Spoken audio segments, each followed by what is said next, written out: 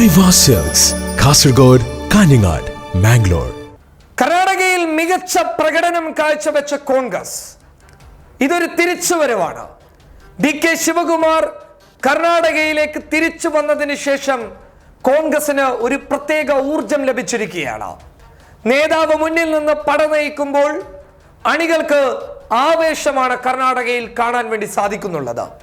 ശക്തമായ പോരാട്ടം എന്ന് വിശേഷിപ്പിക്കപ്പെടണം.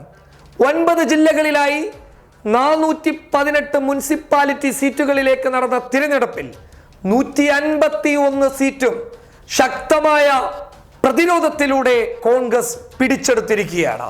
ഇതൊരു വമ്പൻ മുന്നേറ്റം തന്നെയാണ്. BJPക്കാവട്ടെ 125 സീറ്റുകൾ മാത്രമേ അവിടെ ലഭിച്ചിട്ടുള്ളൂ.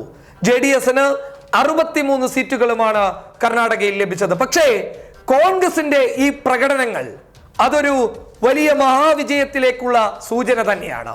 വരുന്ന ഉപതിരഞ്ഞെടുപ്പിലും ഇതേ പ്രകടനം തന്നെ കോൺഗ്രസിന് കാഴ്ചവെക്കാൻ സാധിക്കുമെന്നുള്ളതിന്റെ മുന്നറിയിപ്പാണ് ഈ തിരഞ്ഞെടുപ്പ് ഫലങ്ങൾ വ്യക്തമാക്കുന്നത്. ഒരുപക്ഷെ കർണാടകയെ സംബന്ധിച്ചിടത്തോളം BJPക്ക് ശക്തമായ അടിവേരുള്ള തെന്നിന്ത്യയിലെ ഒരു സംസ്ഥാനം തന്നെയാണ് കർണാടക.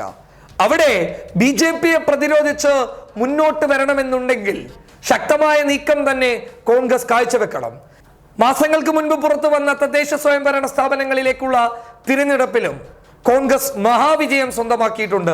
ഇപ്പോഴിതാ 151 സീറ്റുകൾ നേടി മുനിസിപ്പാലിറ്റി തിരഞ്ഞെടുപ്പിൽ വമ്പൻ കുതിച്ചുചാട്ടം കോൺഗ്രസ് കാഴ്ചവെച്ചിട്ടുണ്ടെങ്കിൽ ഇതൊരു മുന്നറിയിപ്പ് തന്നെയാണ്.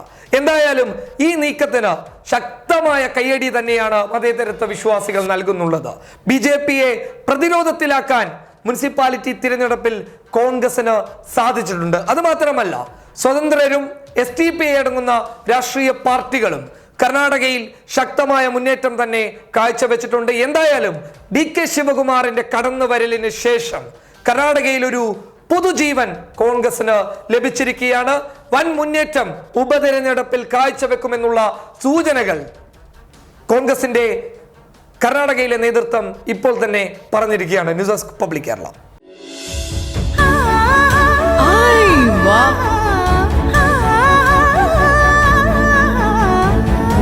Aiwa silks, Kasaragod, Kanhangad, Mangalore.